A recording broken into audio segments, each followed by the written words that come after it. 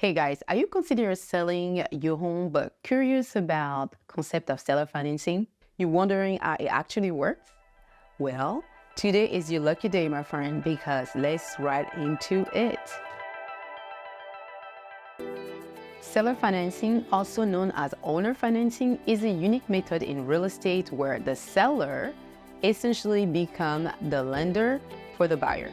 In this arrangement, instead of the buyer securing a mortgage from a traditional bank, they make the payment directly to you, the seller, until the property's price is fully paid. This method can be especially appealing if the buyer faces challenging obtaining conventional financing. For example, if you are self-employed and have a hard time securing a mortgage loan because you don't have enough income because you charge too much taxes, or maybe you do have a lot of credit card debt, the buyer has a lot of credit card debt and it's very hard for them to obtain finances, or maybe they face bankruptcy or short sale in the past. And it can also speed up the selling process for you if you have a hard time moving your property. Let's take a look at the benefit of seller financing. First, flexible terms. You, as a seller, have the power to set the term of a payment ranging from 5 years to 30 years, tailoring into benefiting you both and the buyer. Second, high selling price. Yes, you can price your home a little higher than the market. Seller financing often allows you to command a higher price for your property, given that you're taking the risk typically assumed by the bank. You might also find buyers willing to pay a down payment between 10 to 30% of the sales price upfront. Third, consistent monthly income. This method ensures a steady income flow, with the added perk of charging an interest rate that's often higher than the current market.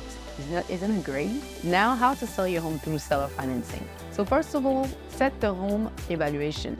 Knowing your home's value is critical. You can seek the help of a real estate professional or just get an appraisal done on your property.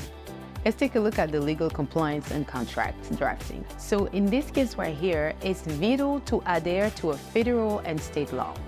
If you have an existing mortgage, check all the terms carefully, as the change in ownership could trigger a full loan repayment, and you don't want that. Draft a sales contract with the help of a real estate attorney or with your realtor using the state contract provided. You can set it up with a balloon payment requesting the buyer to refinance the house to their own name with a regular mortgage lender within a specific time that you put in a contract, if you would like a shorter term. This is a sales contract, so make sure to provide the buyer with all the state disclosure that is required. I also suggest you to provide the buyer with a monthly loan amortization after you've done the contract when they start making payment to you.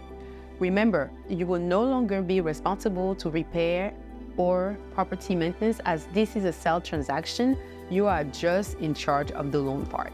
So now let's take a look at how to find the right buyer. So first of all, market your property effectively, or collaborate with a real estate expert skilled in seller financing and DR or marketing to attract the right buyer to your property. Thoroughly vet the potential buyer, much like a bank will do. Check their income, their tax return, their ID, their asset, the credit report, everything you can check on, because you have to make sure they can really afford to pay you monthly payment every single month. And then negotiating term. When you find a buyer, now it's time to negotiate the term. Once the buyer is found, negotiate the finance term, including the interest rate, the payment schedule, the down payment, and I also suggest you to set up an escrow account for property taxes. Of course, you don't want to lose your property due to no tax payment, right? And then you finally close the deal. Finalize the sales with the help of a real estate attorney or the title company. Of course, set up the title policy and then transferring the title to the buyer. So, is this an appealing option for you? Can you envision yourself choosing this over renting out your property? I'd love to hear your thoughts, guys. Let me know in the comment below. For a personalized strategy session on how seller financing can work for you, don't hesitate to call me or my team. I am Danielle Bilumbu from DBK Real Estate. À bientôt!